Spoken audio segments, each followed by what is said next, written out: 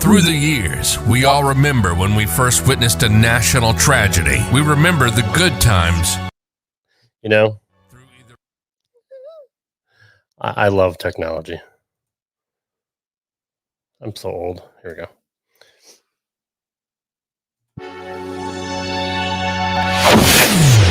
Through the years, we all remember when we first witnessed a national tragedy. We remember the good times and the bad times through either a song, a TV show, a monumental sports achievement, or even the smell of a particular food from when we were young. Welcome to the show that will take you on a journey through time to relive those iconic moments. Welcome to RTW Rewind, where old school rules. So, without any further delay, let's introduce you to the host of the show, Rad Rob Francois.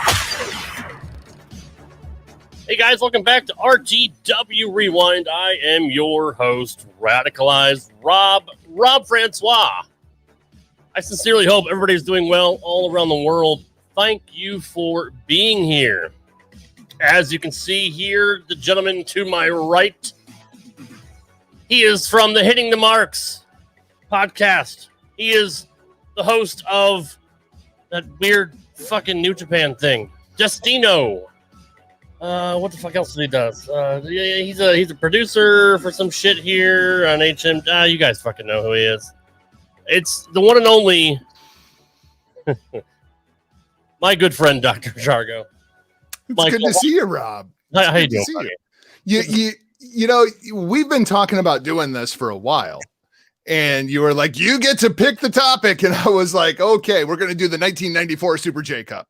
I'm going to make you watch a whole bunch of Japanese pro wrestling. And you were like, that's not happening. And I was like, all right, well, let's go to my other love then. Let's go to the hottest band in the world, Kiss. And then you told me I hate Kiss. And I was like, then we're absolutely doing that. This is going to be a blast. Yeah, spoiler alert. I do not like Kiss. And I will tell you why. There's one major reason why I do not like them. They don't make good music. You know, I heard this great quote about Kiss one time. I believe it came from, it was either from Neil Bogart, the head of Casablanca Records, or their longtime management. Kiss is a band that needs to be seen in order to be heard. And I think that is absolutely 100% true. To sit down and listen to a Kiss studio album, I can understand where somebody wouldn't get it. Yeah. Rad Rob, my question to you, have you ever seen Kiss live? No. Well, there you go, Rob. There you go. There's the disconnect. The reason why I haven't seen Kiss live is because they don't make good music. I've seen all kinds of bands live that I think don't make good music. I have too. I actually saw Pearl Jam live, and I thought they were horrible. It was the worst concert I ever went to in my life. Interesting. I think the worst concert I ever went to in my life was Collective Soul. And that is because those guys are amazing musicians. They put out incredible music that they cannot pull off in a live atmosphere because you can only have 3 guitars. You can't have 9. That's exactly right. But see, like Eddie Van Halen got away with it. Like, you know, all the guitar overdubs and all that from Van Halen, but he was so talented, it didn't matter. His hooks were good enough that he can get away with that live. But you're right. There are bands that cannot get away with that live. And I will agree with you. Kiss was a spectacle. It still is. It's definitely an entertaining show. It's like Motley Crue. Vince Neil can't sing for shit live. Right. But the spectacle of Motley Crue is amazing. So, I mean, I do get that. Another one of my favorite bands. We can do another one of these episodes about the Crue when they were still wearing makeup and wanted to be Kiss. I before we actually jump into the albums, before we talk about Kiss from 1974 to 1979, I had a couple of questions that as I was preparing for this show, a couple things occurred to me. Did Kiss invent cosplay? Like, do you remember like people dressing up as like, you know, these larger than life figures for organized events before Kiss concerts? Yes, if it wasn't Kiss, it was like Star Trek, like whichever convention came first. Yeah, I mean that's a fair point because yes, there were grown adults dressing up like Gene Simmons, with the fucking hair and all that. So I get it. Yeah. And you bring up the conventions. Did Kiss invent Comic-Con? Because the Kiss convention started in the early 1990s and it was just organized by fans originally. And then the band jumped on board. They started doing the acoustic sets. The original lineup gets back together for MTV Unplugged. I don't remember big conventions like that before the Kiss convention. No, I really don't either. I mean, you got to give Kiss credit. They knew how to market their brand. Yeah, I mean, no other band was doing what they did. Well, and in a weird way, of course, I come from the world of professional wrestling, and I got to thinking, like, Kiss was pro wrestling like before Vince McMahon got a hold of the WWF, right? Because it was all about the larger than life show. It was about all the characters. There at one time there was a $25,000 bounty to get a photograph of one of the members of Kiss out of makeup. I mean, like it was original kayfabe, right? Like anytime you saw those guys, they were the Star Child, the Spaceman, the Demon, the Cat, like. There's so much of what Kiss does that was just pro wrestling before pro wrestling got to that scale. No, you are right about that.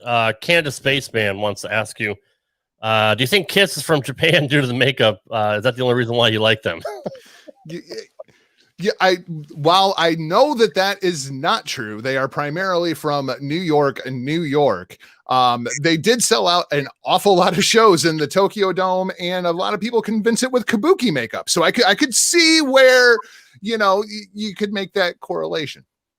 If Rad Rob likes AC/DC and not Kiss, that explains a lot. I do, actually. I love AC/DC. See, we are on the opposite end of the spectrum for that because I cannot stand AC/DC. Just give me one reason why. Because every song sounds exactly the same. It doesn't matter if it's Brian Johnson or if it's Bon Scott or if it's the new freaking guy. Everything sounds the same. Can't you say the same for Kiss? Absolutely, you can say the same thing for Kiss. Absolutely. But I do not believe that to be true.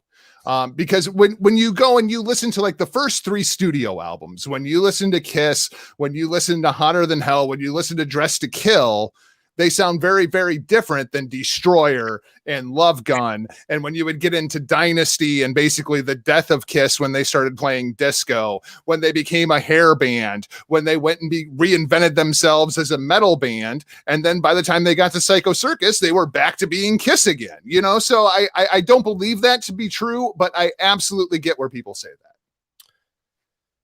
Let's start off how Kiss got together.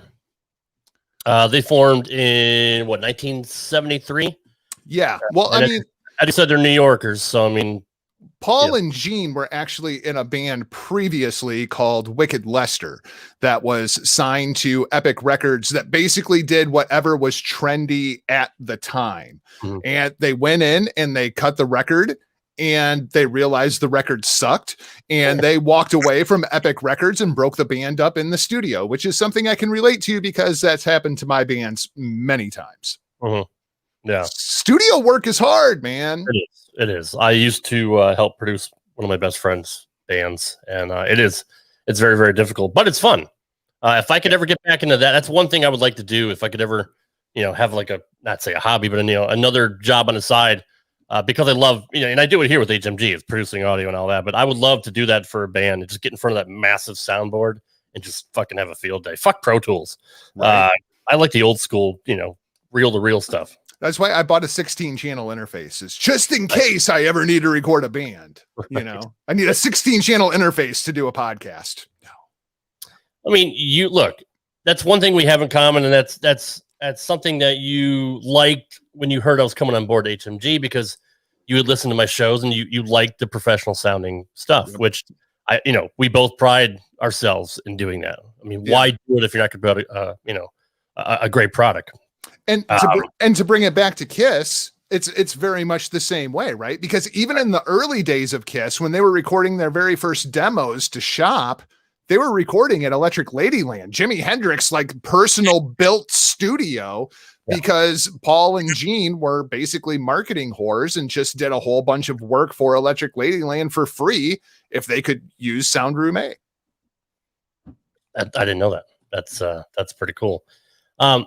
Obviously, people have joked about the name KISS over the years. They think it's an acronym for, kids and satanic services and stuff like that. Everybody always wants to think there's something, huge and monumental tied to it, but it's really not.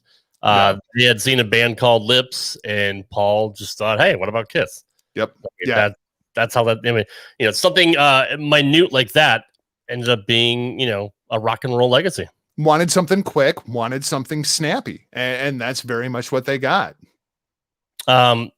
Did you like the makeup, or were you a fan of? I mean, it's the show. It's a spectacle. Were you? And I know this isn't part of what we're getting to, but it does kind of tie in a little bit. Were you upset that they unmasked, so to speak, in '83? Well, see, that's the thing, right? In 1983, I was 4 years old. I had no idea who KISS was. When I fell in love with KISS was basically when they were trying to be a hair metal band, when they were doing Hot in the Shade and when they're doing Crazy Nights. Like, that was my introduction to KISS. I actually ended up going backwards and falling in love with the original lineup because they sound very, very different. Once Lick It Up comes out, I mean, like, that early punk rock influence is essentially gone, but that early stuff, it's so raw. That's the thing that's incredible about it. And you have to understand the New York music scene in 1973. Like, the New York Dolls are the biggest band in New York City. Like, they're going absolutely crazy. KISS even tried to do that. Like, they were wearing the super feminine stuff, and it didn't work because Gene Simmons is like 6'2" and 250 pounds. Like, Gene Simmons looking feminine, not necessarily something that's going to happen. So they're just at rehearsal one day, and rather than doing the girly makeup, one of the guys made just kind of an offhand comment. Let's go down to Woolworths and let's get, some clown makeup. Let's be clowns. Yeah. And they all kind of looked at each other and were like, actually, yeah, let's do that. And that was kind of the beginning of what we would come to know as KISS in full makeup. I mean, it's smart. You want to do something to stand out from the rest, especially with the shit that was going on at that time, with disco and that whole, weird drug scene. And then, doing something like that. Yeah. I mean, it set them apart from everybody else. I mean, same thing happened in the mid 80s when everybody went to glams. I mean, they want to be different than the other bands out there. Like, that once MTV came out, you had to have your own identity because, MTV was huge. And I mean, people say like, oh, well, it was never that heavy. Like, the music wasn't that heavy. They were like, and it's when you think of 1973, I mean, you're talking Black Sabbath is probably the heaviest thing on any kind of mainstream. For that time period, those first 3 albums were really, really heavy, and they didn't sell well at all. No, I agree. And going back and listening to some stuff, because I did a little bit of research today, and I said, you know what, I'll give it a second chance. I'll listen to the early stuff because I was a fan of their stuff in the 80s. I liked Lick It Up. The first video I ever saw them was Let's Put the X in Sex. And when you're 13 years old, you're going to like that. Yes. Video. Yes. So, I mean, I was a big fan of that. And later on, like, I don't know, like everybody talks about like Beth, Beth is a great song, but I mean, it's kind of overplayed. Rock and Roll All Night. I mean, everybody knows that song. It's like Pour Some Sugar on Me for Def Leppard. It's one of those songs you're always going to hear at a bar or a karaoke or whatever, because that's all anybody wants to hear. But you are right about the early stuff. It is very raw. It's untamed, really. Yeah. Like, I don't think they had really found their sound yet until the latter half of the 70s. Well, but the early stuff was I don't want to say groundbreaking, but I mean, it was. I mean, well, yeah, it was. It other than Sabbath, nobody else was really doing that. Right. And when you really listen to those, especially the first 3 albums, KISS, Hotter Than Hell, and Dressed to Kill, it sounds like a power trio with Ace Frehley playing guitar over the top of it. Like, even at that time, Ace was just kind of off in his own little world. And outside of guys like Jimmy Page, people were not playing like that on a guitar. What Ace Frehley was doing was absolutely groundbreaking and innovative before you get to the smoke bombs and the lasers and the fire. And it was just incredible listening to what we would come to know as like the 80s guitar solo over basically 70s Northeastern punk rock. Candace Spaceman said, before Lick It Up was released, other teens were laughing at Kiss fans like me. They only remembered I was made for loving you. We don't talk about that song. That was such a dark time. There are some songs that, what were they thinking? You know what I mean? Were they trying to do something, to get like, I don't want to say a one-hit wonder, but something that's catchy, poppy, something they can hit on the radio, especially during the disco time. I mean, that has to be the only reason why they would do that, because it goes against everything that they stand for. Yeah, absolutely. And one of the biggest misconceptions about Kiss is that they were having all this success. And that was not the case, especially in the early and mid 70s, because what happened with Casablanca Records is it was in the 70s, the labels made money off of selling records. Yeah. And that was it. The live events and merchandise and whatnot went directly to the band. So while Kiss is doing very well, they're selling out arenas all over the world. Casablanca Records was damn near going under. They're borrowing money from people in New York whose last names end in vowels. And Casablanca was damn near ready to go belly up. And that's what led to Alive. And that's what really broke Kiss into that mainstream. And it was just because Casablanca was like, we cannot afford to put you in a studio to record another album. Let's do a live album. And that's what really broke it. And when Alive came out, people that had heard some of the early stuff were like, wow, like that's completely different. It's again, it's raw, it's guttural, it's untamed. You hear the crowd in the background. I mean, it was a genius move by them to do that. That captured the excitement of what it would be like to go watch them live. While you couldn't see them, you could hear the intensity. You can hear the emotion from them and from the crowd. So, I mean, I'll give them credit for that. And I actually am a fan of that album. It was the right move at the right time, because you're right. If they hadn't done that, Casablanca would have probably went under, and Kiss may have been looking for a new job. I don't know if other labels were ready to hire them. Well, no, because everybody hated them. Kiss was getting thrown off of tours left and right because the headlining bands we don't want them to open for us. Have you seen their stage show? Yeah. And then we're going to go out there in our t-shirt and jeans and stand in one place and play our music. Like, Kiss redefined what the live experience was, and all those hair bands, all the bands through basically even today. I mean, with these giant stage shows, Garth Brooks is a self-admitted giant Kiss fan, and that's why his show is so big. It's so much larger than life. And Kiss kind of defined expect better. Yeah. Expect to see a show, not just, if you want to just listen to the music, go buy the goddamn album. Yeah, we're in the same brainwave. As soon as I thought of Garth Brooks, you mentioned it. Garth was a huge Kiss fan. I think even did a Kiss song for was Kiss it My Ass? Yeah, to Kiss. So Hard Luck Woman, I think he did. Yeah, and a great version of it too. Yeah, and I was a big Garth fan too. Don't tell anybody, but I love me some Garth Brooks. I'm just mad at him because his music is not on Apple Music. True. Yeah, he's been one of those guys to kind of protect his brand. But I mean, a lot of other bands have done that too, and finally gave in. But he, for whatever reason, he didn't. I don't agree with the Walmart deal he made, but it's Garth Brooks. He's the biggest country artist of all time. And to bring it back to Kiss, they were the exact opposite of that. Yeah. Right? Kiss's brand was, if it can have our name on it, it should have our name on it. And they launched the merchandising empire. Yeah, no, that's true.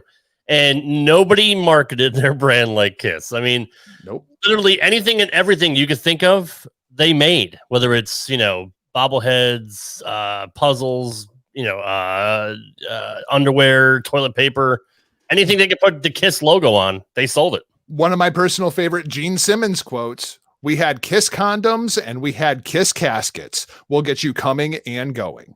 I love that, dude. I love Gene. Gene, what would the band be the same without Gene? I feel like No. creative was all him. Gene Simmons has said that when Kiss was in its prime, as far as the merchandising of Kiss goes, he would wake up in the morning, he would open his eyes, he would look at the beautiful woman next to him or women next to him, and his first thought would be, how am I going to make money today? Mhm.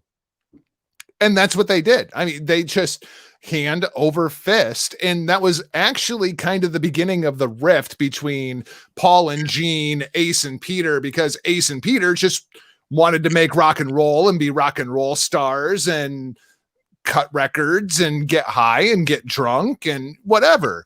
Whereas Paul and Gene kind of recognized this is bigger than what the band is. Speaking of Chris, Peter Criss was, in my opinion, an okay drummer. He's the worst drummer the band ever had. And it got even worse, at the end of the 70s for whatever reason. Well, because he was so fucked up, really. I mean, that's his what it skills was. declined. I'm like, well, he didn't have skills to begin with. Was it kind of like I'm not gonna say Ringo is not talented either, because Ringo's a fantastic musician, but not a great drummer. Is it like the Ringo factor? Like he was just friends with everybody, and that's why he was in the band? Well, no. The infamous ad that Peter Criss answered, drummer willing to do anything it takes to make it. And Gene calls him up and he says, are you skinny? Do you have long hair? Will you wear a dress on stage if we ask you to? Like literally whatever Pete had to do. But when you get to the roots of Peter Criss's drumming, he's a jazz drummer. That's very much what he is. And you can hear it in his jazz fills throughout, especially the early 70s stuff. As the band got better, as they started working with better producers and they started writing better music, better compositions and whatnot, Pete had a really hard time playing on Destroyer and Rock and Roll Over and Love Gun. It just was not his style, and he was incredibly fucked up at the time. I mean, by his own admission, he was incredibly fucked up, and he was just checked out. He was burned out. That first year in 1974, Kiss released 2 albums, and then they went on tour for 2 years. I mean, it's just an absolutely insane schedule, and Peter Criss and Ace Frehley really just could not handle it. Which is unfortunate because, like you said, Ace was doing things that nobody else was doing, and Ace was a very, very talented guitarist. Who did he learn from?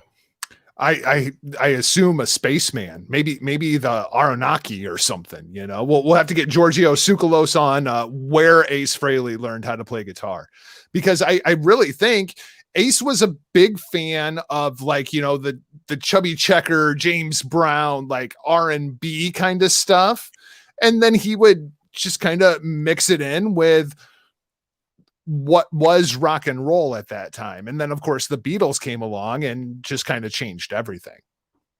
They did. And the Beatles influenced a lot of bands. I'm sure they influenced Kiss, and obviously Kiss in turn influenced, like you said, Motley Crue, Metallica, a lot of your early bands that like stage presence too. What do you think would have happened if it was almost like I mean, it's kind of in hindsight, but it had the potential to be a Beatles thing. Like 2 of the original members were leaving. Yeah. Gene and Paul could have said, fuck it, and because they'd like doing their own solo stuff as it is anyway, which they did. But can you imagine if they just would have broken up then, if that was it, no more Kiss. It's in a weird way. It's kind of victims of circumstance, right? Because even as early as 1976, they had other guitar players coming in to play Ace's parts on the records because Ace was so fucked up he couldn't even stand up and get into the studio. Yeah. So I think that rotating kind of situation was already kind of built into the business model as a result of Ace and Pete, Yeah. And Paul and Gene were smart. I mean, they were the business guys. They were the creative guys. So, I understand why they made it. I understand why they stayed and why today they're still prosperous. You know what I mean? And they also got incredibly lucky finding Eric Carr. Yeah. I mean, Eric Carr was in my opinion, still like one of the top like 5 drummers of all time. I freaking love that guy. And I was literally listening to Car Jam before I came down to record this. And I'm just listening to those fills. And it's like 1981 is when that was recorded. And it sounds like anything that you would hear from the late 80s. He was just so far ahead of his time. Well, he was very, very good. Unfortunately, they lost him, which it's hard to do. But, I know this isn't part of 1979, but I thought Eric Singer did a decent job filling in for him. Eric Singer is a fantastic drummer, and that's why he has played with everybody from Sabbath to Alice Cooper. I mean, like, he is a professional musician, and I think he just fits that band fantastically. I love Revenge. Revenge is one of my favorite Kiss records, and it's Eric Singer all over it. Right.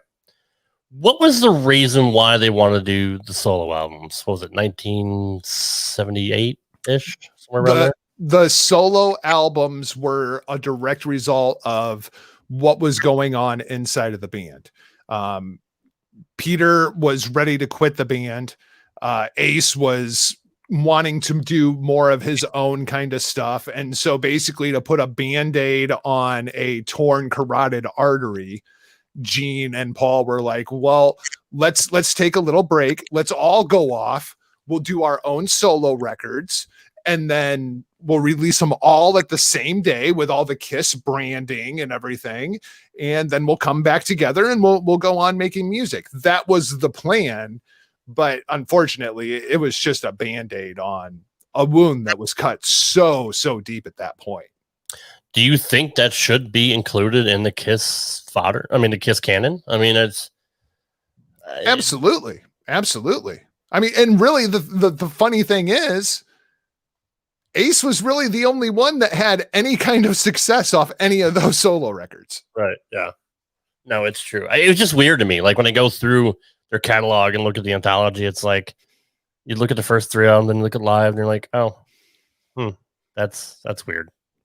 Yeah. Each member had a solo album, and they're all released at the same time.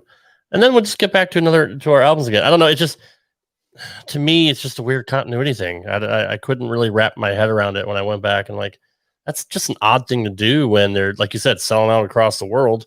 Everybody wants to see him in concert, but with your explanation of what was going on inside the band, now I do understand that. But at the time when I first learned that, I had no reason why that was the thing. Like, it just seems like I don't want to say a selfish thing to do, but it's like, Richie Sambora was the same way. He always released solo albums when he was in Bon Jovi. Sammy Hagar like doing that too. So I get the want to have, a different creative outlet. But if Peter Criss and Ace Frehley were burnt out, why'd they even go along with that? Right. And I think the other thing, at a certain point, Peter especially resented the makeup because Peter wanted to be a rock star and he couldn't walk down the street and people didn't know who he was. And I think he was incredibly frustrated by that. And I think Ace had a bit of that as well. But Paul and Gene were okay with that? Oh, yeah, absolutely. I mean, Gene Simmons was getting laid half of the time. The ladies would ask him to keep on the makeup. I mean, like that's in his first book. And in a weird, fucked up kind of way, it makes sense to me. Paul Stanley wanted anything that would take attention away from his right ear or their lack of, because Paul Stanley was born without a right ear, which is a weird thing all in itself, that he could sing that well, only being able to hear out of his left ear.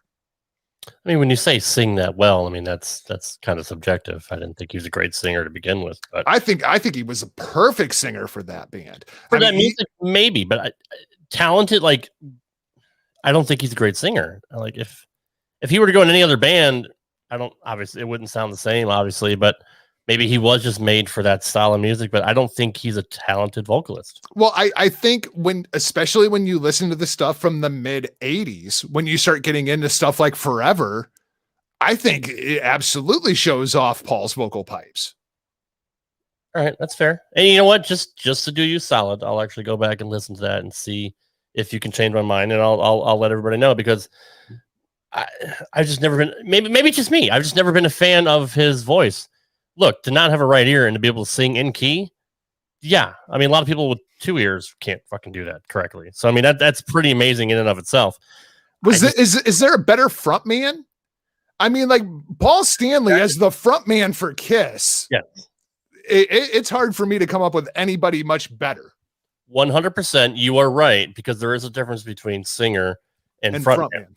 David Lee Roth is a perfect example of a great front man. Can't sing with a lick. Can't fucking sing at all. I changed my mind. That was the worst concert I ever fucking saw when Van Halen reunited. I think it was like 2011, 12, somewhere. They came to Nashville and I saw them.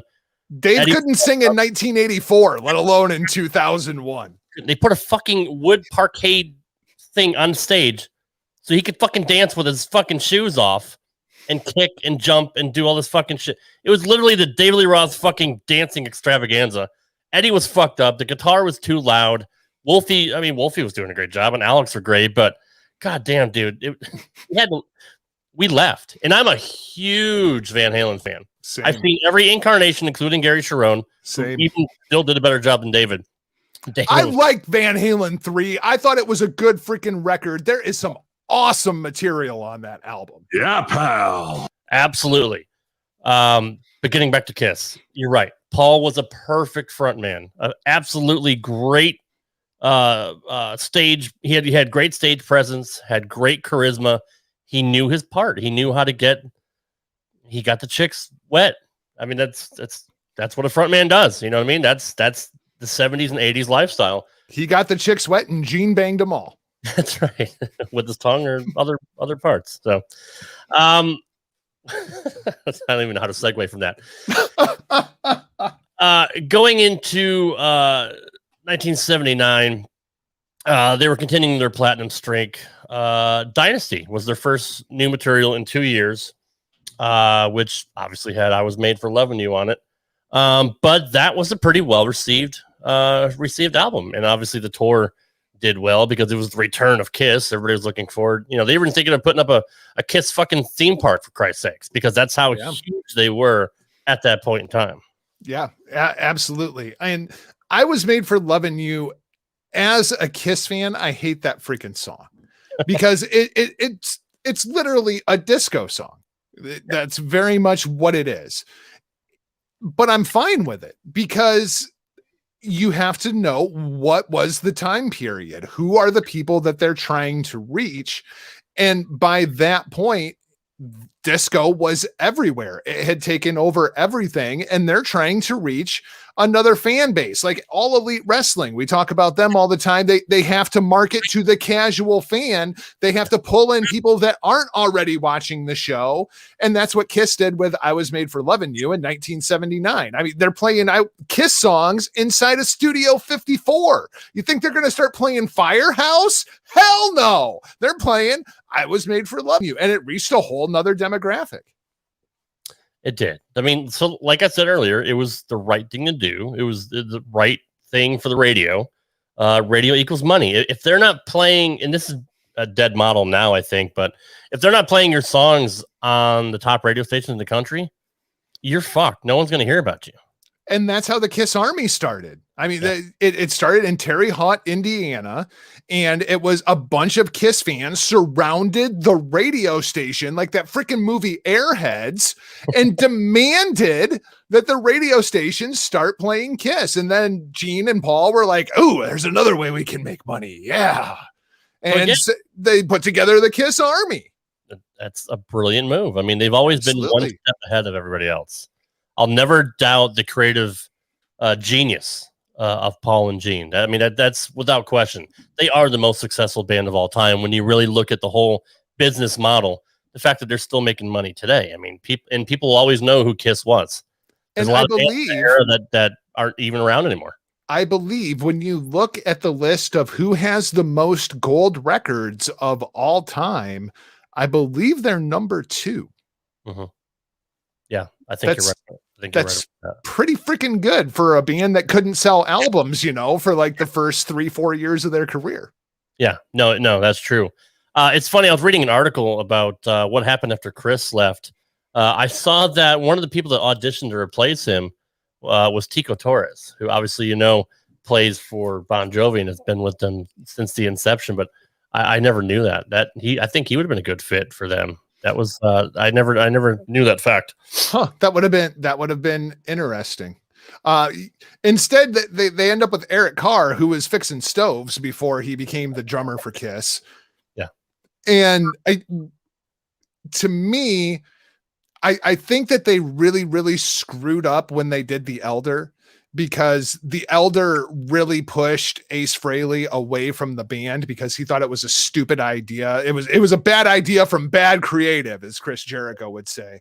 If they would have released Creatures of the Night at that point instead of music from The Elder, I think that the future of the band may have been a little bit different, because Frehley, while he's credited on the album, he did not play at all on Creatures of the Night. Right. And Creatures is another one of my favorite Kiss records, and it sold horribly when it was released. Yeah. But for that time period, Creatures of the Night came out in 1982. I'd put that up against pretty much any release from 1982, and the biggest thing was Eric Carr on drums. Right. The Elder was a weird thing, because going back to what the guys were talking about in chat, it was a soundtrack for a movie that never came out. Yeah. Garth Brooks' Persona, Chris Gaines, which Sonic and Canada Space One were talking about in chat, that album that he put out was supposed to be for a movie starring Garth Brooks, and that never happened either. So it's kind of weird to see the correlation between the two. They have nothing to do with each other, really. But the fact, they were big influence of Garth, it's just kind of funny that the same thing worked out. But it was weird, like medieval horns and it's harps and synthesized. It was just, I don't know. It was just it's almost like, getting fucked up on acid and listening to Pink Floyd or whatever. They wanted to do their Tommy. Yeah. That's what it was. It was supposed to be Tommy. What Tommy is to the Who is what they thought the Elder would be to Kiss. And it was a terrible swing and miss. But they're still Kiss. So, they were able to survive and get away with that. Anybody else probably wouldn't have been able to do that. But since they had that name recognition and been around that long, and like you said, sold out, crowds around the world, they had a little bit of leeway to fuck up. Music from the Elder only sold 375,000 copies, which for Kiss, by modern standards, people be salivating over 375,000 copies. But for Kiss standards, it was terrible. More importantly, this is where fan attendance started to drop as the hair band started to show up, and Kiss was kind of becoming, that band from the 70s that was hanging on. Creatures of the Night, as much as I love it, the Creatures tour did terrible business, and that's when it became, okay, it's time to take off the makeup. Which I get. I completely get why they had to do that. Reinvent themselves again. Why not? And that's another, Chris Jericho thing, being able to reinvent yourself every few years. It's smart. Another fun tidbit that I found out, Eddie Van Halen almost joined Kiss. I've heard this story. Alex convinced him to stay in the band, but Eddie and Roth were not getting along. They were completely at odds. They hated working with each other. Eddie wanted to join Kiss. He was willing to break up the band to go join another mega band, which would have been weird, right? His sound wouldn't have mixed with the style of Kiss. They're two completely different animals. Right. And this is after the Vinnie Vincent experiment, because Vinnie Vincent was replacing Ace Frehley was a very, very tough gig to have to begin with. Yeah. But Vinnie Vincent, personality wise, if you know anything about Vinnie Vincent and anything about Gene Simmons in particular, that was not going to work in any way, shape, or form. I'm interested in what that would have sounded like, because going back to what we were talking about with those first three albums, it's a power trio with Ace Frehley playing over the top, and Kiss with Eddie Van Halen. I imagine Eric Carr playing on drums, Paul Stanley, Gene Simmons, and then Eddie playing over the top. It might have actually been a return to what Kiss started as. Because when you listen to those early Van Halen records, I can absolutely hear a lot of Kiss influence, especially in Van Halen 1, Van Halen 2. You're right. No, you're true. And Eddie was such a musical genius. He would have been able to adapt to anything. Absolutely. I don't know. It just would have been weird seeing him trying to fit in, especially imagine if he stayed in the band and they went back to makeup like 20 years later and Eddie had to come up with his own character. God, what would Eddie be if he was in? That's what I was just thinking. Like, what would Eddie Van Halen's makeup have looked like? Yeah. Maybe he would have been an eagle. Fucking no. That would have been something to see. So when you take the early years from Kiss, pre-makeup, what do you think that legacy is? Is it just like you said, for being the groundbreaking concert, the groundbreaking show they put in concert, the raw sound that they had? What do you think the lasting legacy for the original lineup was? I mean, we saw them years later when they came back for the reunion, completely, Ace and Peter were still shell themselves. But the original incarnation, what's their lasting legacy? Their lasting legacy is going to be the makeup, and it's going to be the show, right? I mean, like when they released Psycho Circus, that title track, Psycho Circus, I felt like was the Kiss biography of the 1970s. That's really what it was. It was a Psycho Circus.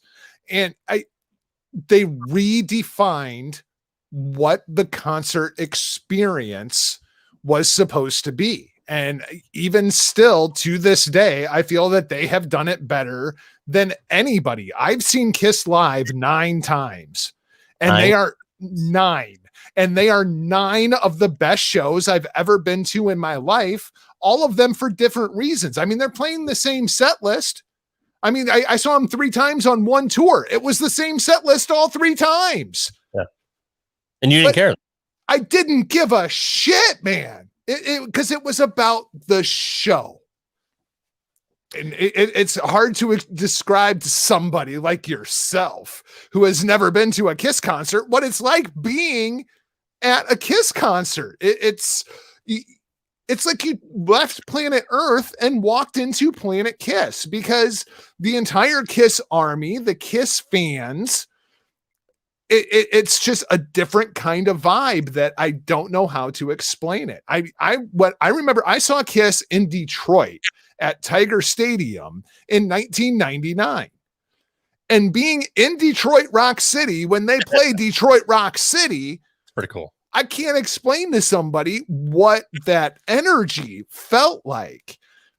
And everybody, they're kind of like heroin. They're like the music industry's version of heroin. Everybody is chasing that high that Kiss established. Going back to 1973, they were already traveling with the giant letters and spitting fire and spitting blood. Like, they started that way.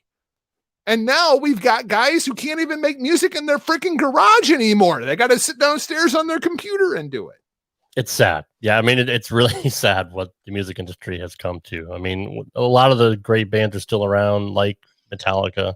Motley Crue's making a comeback. I was supposed to go see the stadium tour with Motley Crue, Poison, Def Leppard, and Joan Jett. Thanks fucking COVID. That's rescheduled next year. I hope everybody stays alive until then, because to me, that's like my mega concert. Like, I'm a huge fan of all those bands. Poison's a fantastic concert band. Someday I will tell you the story of when I met Ricky Rocket. Nice. Okay. Good deal. I'm looking forward to hear that. Wrapping up here, dude, you are right about the Kiss experience. I've seen videos of it, but I mean, watching stuff on YouTube can't compare to being there, obviously. And like I said, the only thing I could kind of compare that to is Motley Crue. I mean, you look at Tommy Lee, always wanted to do something crazy with his drum riser. Peter Criss did a lot of that too in his concert. I mean, that's pretty much a direct ripoff. I remember Tommy, for the Girls tour, his riser went up. He was in a big cage and it rotated. Spinning around. Down. To be able to play like that, spinning in fucking circle. Dude, Tommy Lee's he's the man. But you look at Shout at the Devil, with the fire, with the goth kind of look. That to me looks like almost like a poor man's version of Kiss. So you could see a lot of influences in their stage show. The last show I saw of theirs was the Carnival of something tour. Carnival of Souls. Yes, Carnival of Souls, and it was just like a big fucked up evil circus.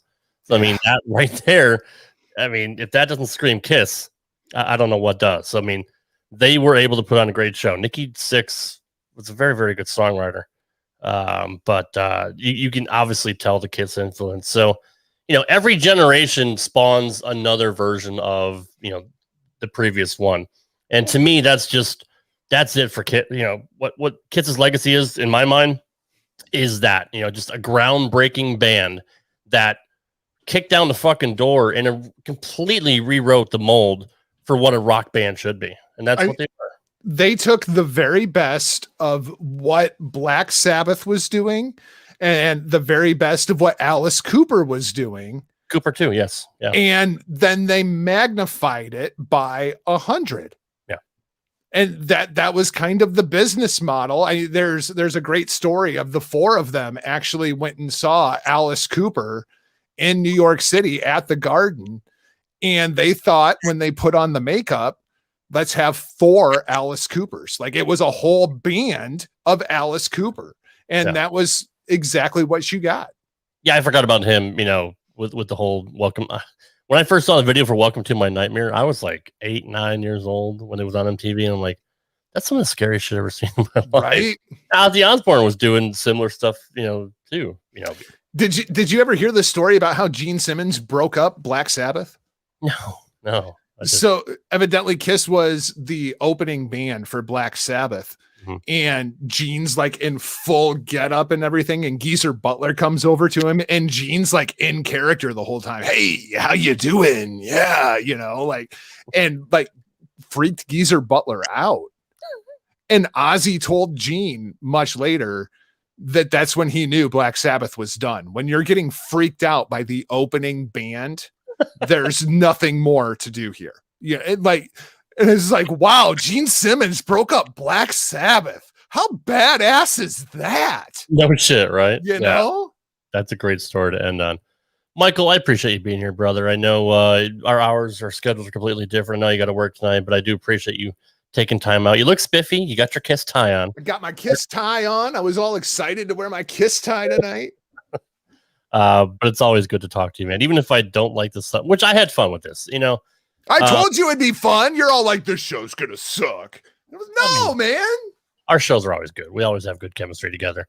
And this was a fun subject. I really do want to get back and talk about Motley Crue because that is hell yeah, passion of mine. Like that was my jam back in like '83 to even today. Do you know why Mick Mars quit playing Les Pauls?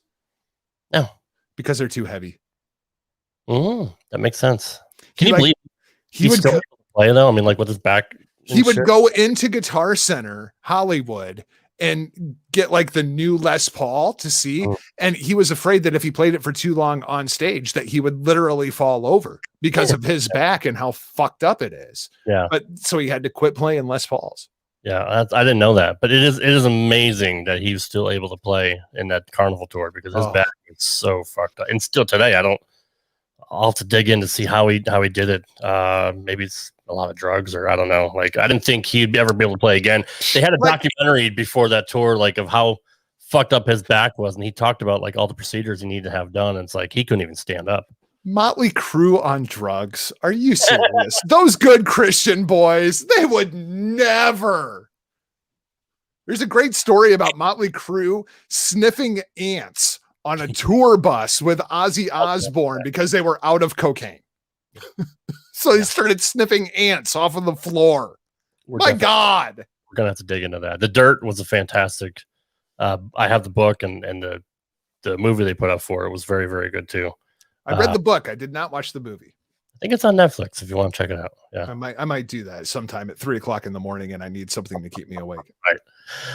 Where can we find you on social media, brother? And let everybody know what you got going on with all your other projects. I am a podcast whore. In the immortal words of George Carlin, if you got a fucking podcast, I will be there.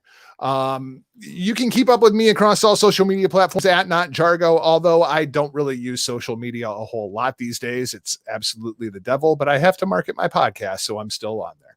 You can also keep up with the Hitting the Marks brand at hittingthemarks.com, myself and the real RBV and our dose of social commentary.